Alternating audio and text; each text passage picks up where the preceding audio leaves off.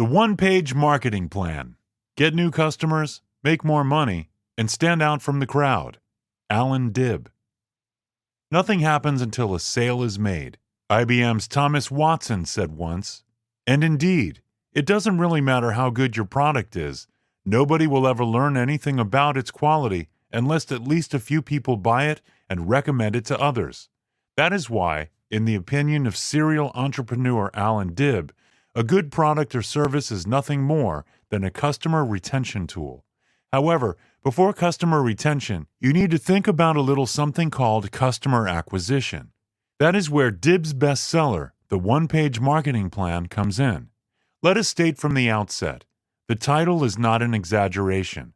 So, get ready to discover the easiest way for a small business to go from knowing nothing about marketing to creating and implementing a sophisticated direct response marketing plan in their business. The 3 phases of the one-page marketing plan. As defined by Dib, the one-page marketing plan is a tool that helps you implement direct response marketing in your business without needing to spend years studying to become an expert. In practice, it is nothing more than a single table comprising 3 rows and 3 columns. Each of the 9 squares represents a single step in the marketing process. Moreover, each row of 3 steps represents a major phase. 1. The before phase. The before phase is all about prospects, that is, people that may not even know you exist.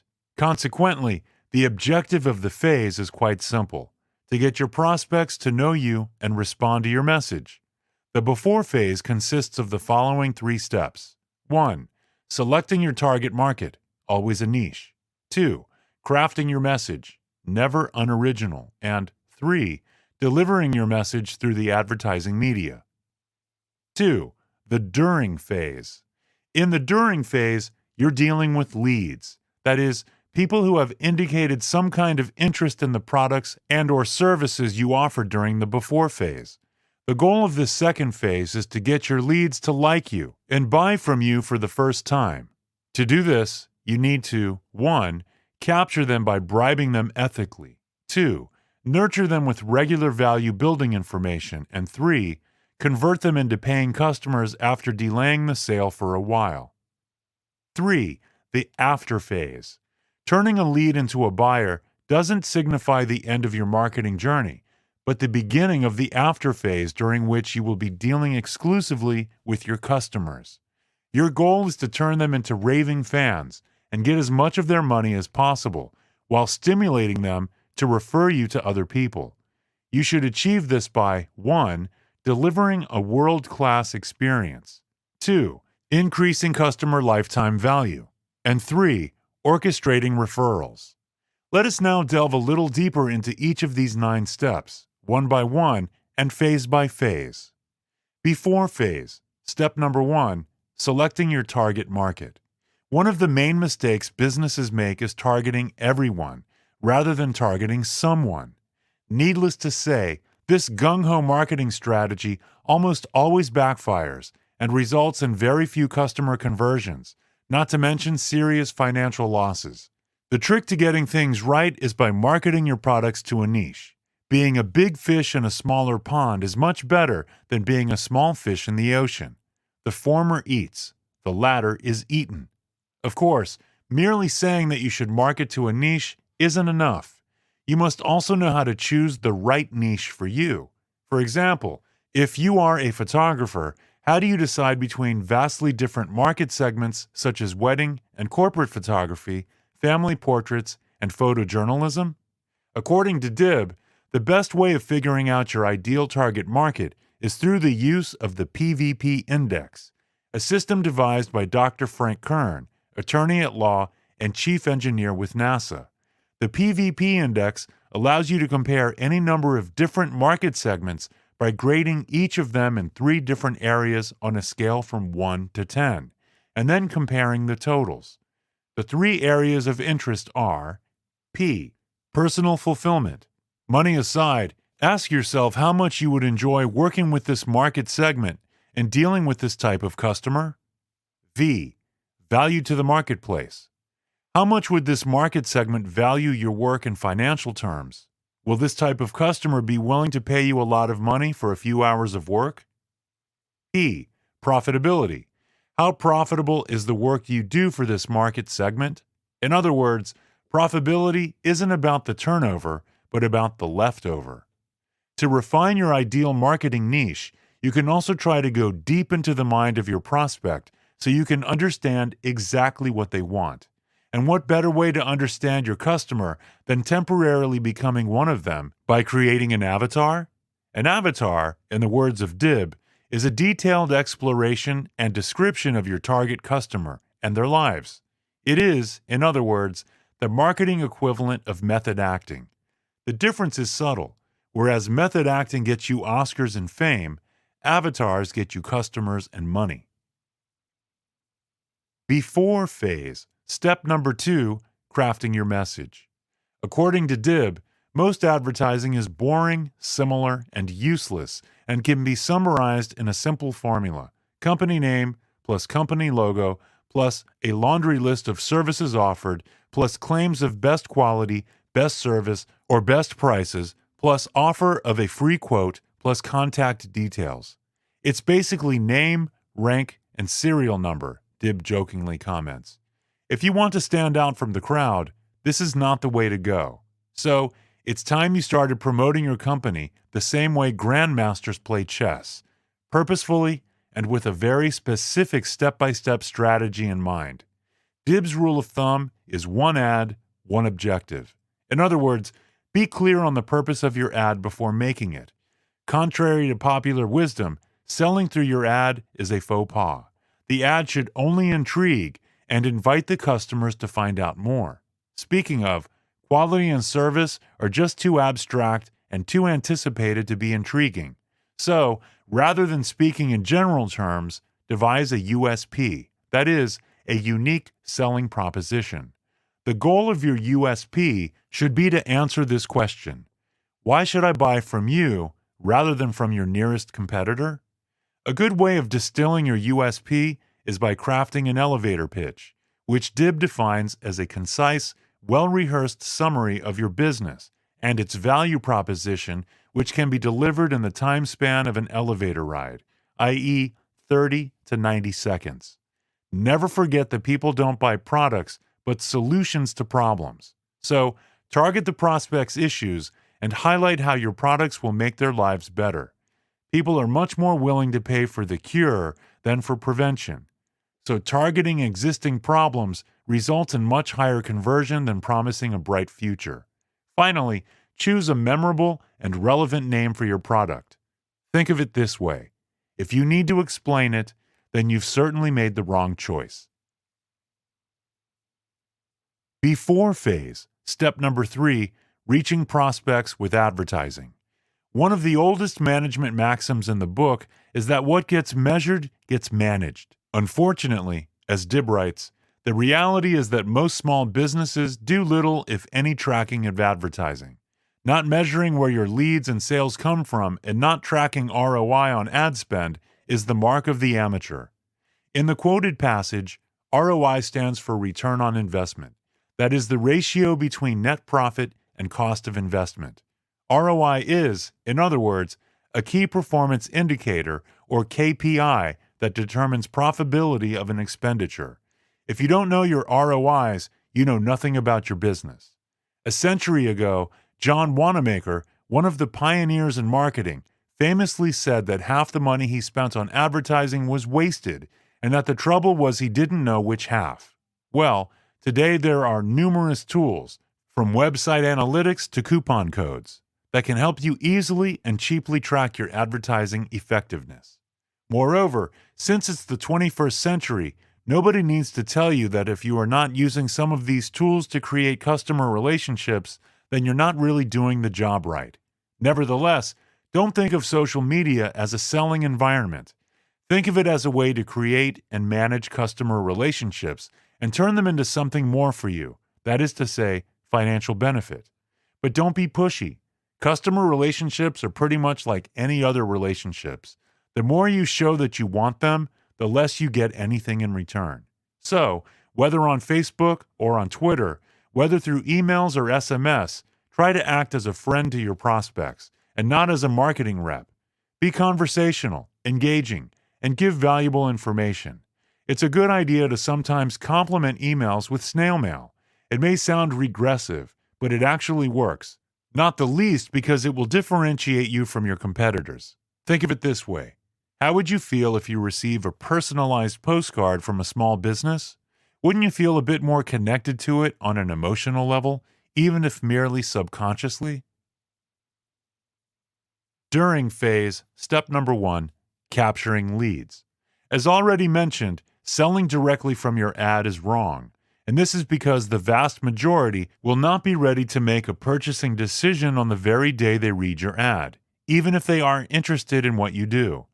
Studies show that if you're trying to sell through your ad, you're basically targeting only 3% of your prospects. In other words, the people who are ready to buy immediately. However, another 7% may be very open to buying, and more than 30% may be interested in your product, but not at the moment they see your ad. So, by selling through your ad, you're missing out on at least 37% of your prospective audience. The good news is that you can go from 3% to 40%, increasing the effectiveness of your advertising by a staggering 1,233% by using the oldest trick in the book, an ethical bribe. An ethical bribe can be anything, as long as it's free, that helps you separate the wheat from the chaff, namely the leads from the prospects. Put simply, if someone takes your free gift, then they are identifying themselves as one of the 37% your sell immediately ad will never reach out to. Don't aspire to be a hunter, says Dib, because that means you set yourself up for a constant battle to be successful. If hunters don't kill something on any given day, they leave their family hungry. That's why being a farmer is a lot better. Plant the seeds, water them, and tend to your crop. Start harvesting afterward. During phase, step number 2, nurturing leads. Statistics show that half of the salespeople give up trying after contacting a customer once, 65% give up after 2 tries, and 79.8% give up after the 3rd shot. However, if you know anything about farmers, you already know they have a different modus operandi. They never stop. They water their seeds over and over again until they either produce or die. That is what the second step of the during phase, nurturing leads, boils down to: persistence. To become a factor in the mind of your lead requires at least 5 contacts. Nurturing starts the contact after, at number 6. By contacts 7 and 8, you should have already earned top-of-mind awareness by being probably the only person to make that many contacts with the person in question. That is why, by contact number 9, you should have about 90% chance of being called by your lead. Couple that with a high-quality product, and you might even get a raving fan customer a few calls later. All in all, becoming a marketing farmer is a simple 3-step process. 1. Don't sell, identify. This is probably the most important step. Instead of advertising with the intention of selling, advertise with the intention of finding people interested in what you do. A good way to do this is by offering any kind of relevant, free information that presents a solution to a problem your prospects might have. This will position you as an expert rather than as a salesperson. Needless to say, the former are much more trustworthy. 2. Build a database. Find ways to add everyone willing to accept your free gift to a comprehensive database. Subscription lists, coupon codes, prize games, they should all work. You can even get more creative if you want to. 3. Nurture. Now that you have identified your leads, start nurturing them and providing them with value, such as with newsletters or other free gifts. Keep them interested.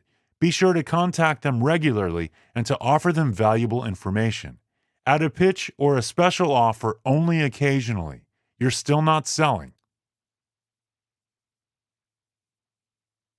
During phase, step number 3, sales conversion. Sales conversion, writes Allan Dib, is all about creating enough trust and demonstrating enough value to motivate interested leads to become paying customers. The process starts with positioning. Think of it this way. If a boxer is too eager to attack, they will probably get knocked out. Just as well, if you are too eager to sell something to a prospective customer, you will quickly lose their trust.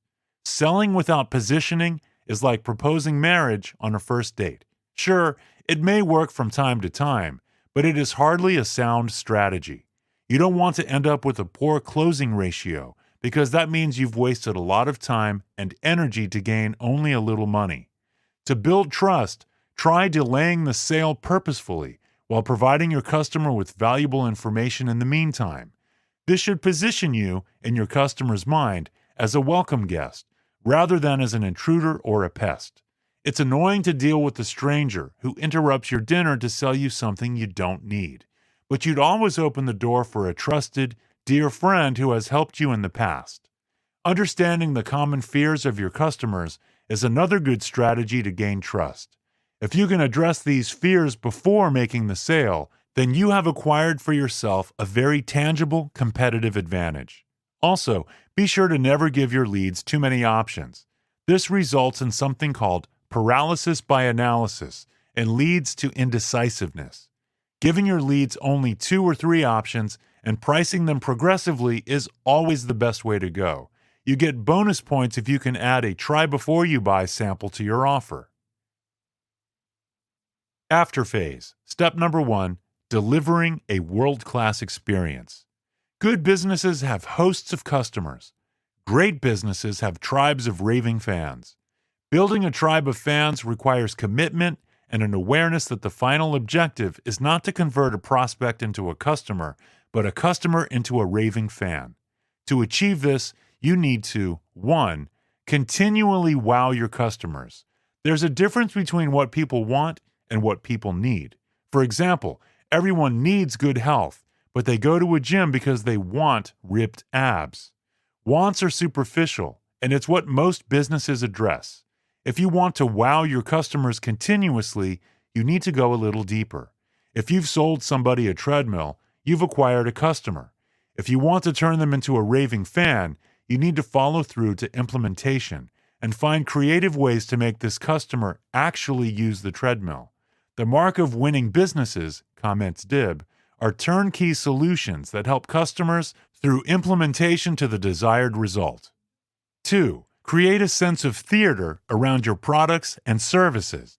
Remember Apple's 1984 Super Bowl commercial depicting Apple as a rebel brand, shattering technological conformity in an Orwellian dystopian world? Directed by none other than Ridley Scott, the commercial cost a fortune, and it introduced the world to the Apple Macintosh computer in such a dramatic fashion that it is today considered a watershed event in advertising. Under the guidance of Steve Jobs, Apple mastered product launches through the art of secrecy, suspense, and superiority. To this day, the company uses drama and theater to create brand evangelists. Do the same. After all, customers want more than just being serviced. They want to be entertained.